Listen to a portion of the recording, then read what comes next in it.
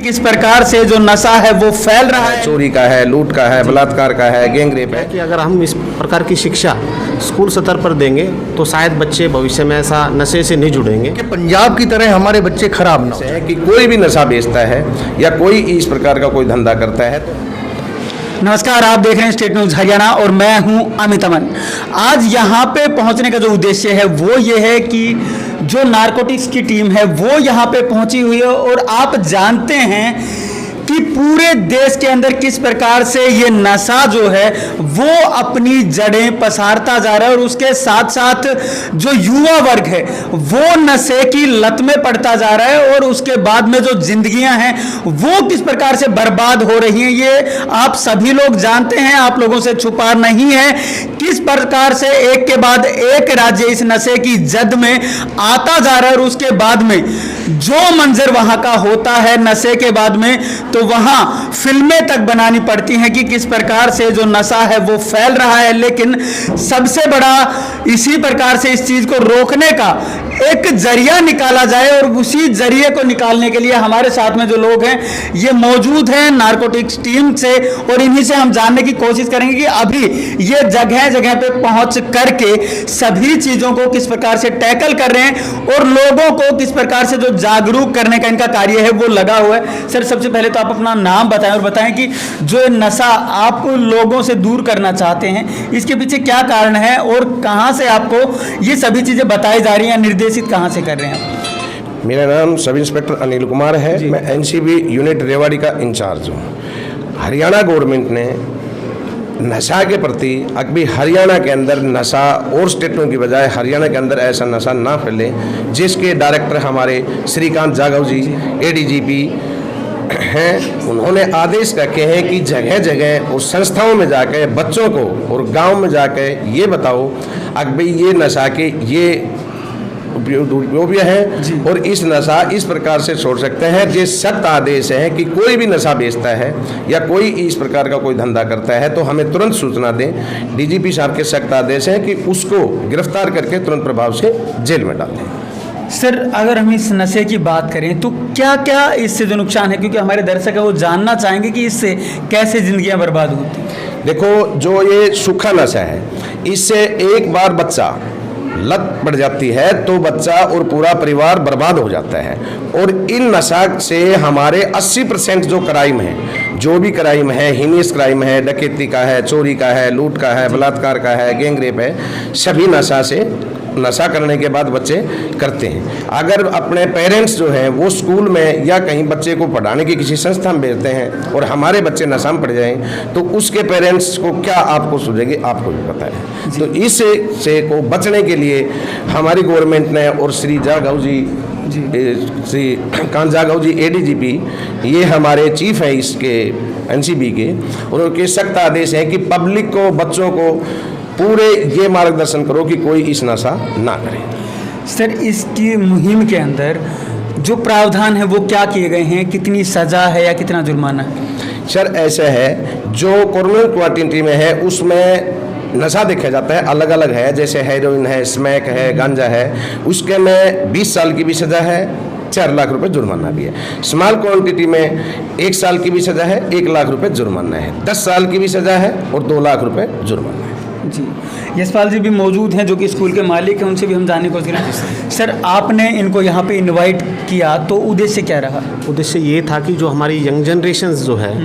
खास करके स्टूडेंट्स जो वर्ग है वो नशे के प्रति क्या है अट्रैक्ट ना हो, ये हमारा मेन मोटिव था। और क्या कि अगर हम इस प्रकार की शिक्षा स्कूल स्तर पर देंगे तो शायद बच्चे भविष्य में ऐसा नशे से नहीं जुड़ेंगे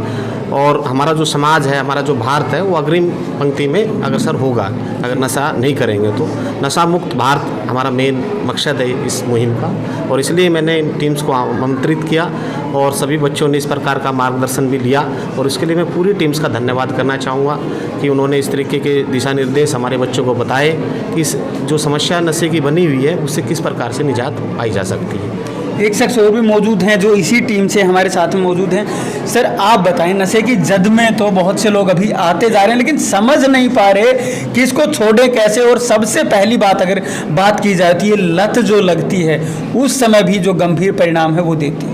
पहले तो मैं अपना नाम बताऊंगा, सुनील भार्गव एडवोकेट। मैं हरियाणा राज्य रेड क्रॉस सोसाइटी का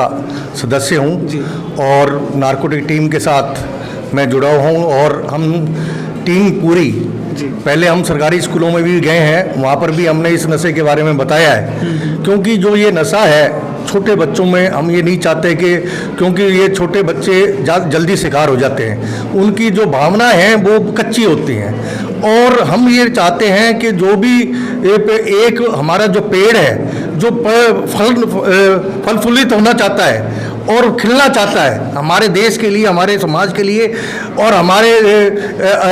उसके परिवार के लिए, तो हम उस जड़ तक ये पहुंचना चाहते हैं। हमारे मुख्यमंत्री महोदय जी का भी ये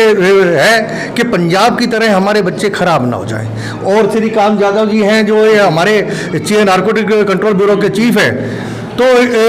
इन्होंने एक संस्था प्रयास बनाई हुई है जिसके प्रयास के माध्यम से लोगों तक हम ये जा रहे हैं, एक जागरूक करना चाहते हैं कि हमारे जो नींव है, अगर हमारी नींव ही अगर खराब हो गई तो हमारा देश कंगाली के राह पर चल पड़ेगा। और हम ये चाहते हैं कि हम जाकर हमारा प्रयास है, हमारी संस्था का प्रयास है, हमारा प्रयास है कि समाज में हम जो बुराई है और जो आ रही है धीरे धीरे घर कर रही है, अगर हम उसको बच्चों तक ना पहुंचे और हम इसको अगर हम ये चाहते हैं कि अगर एक स्कूल में यहाँ पर आए हैं और उस बच्चा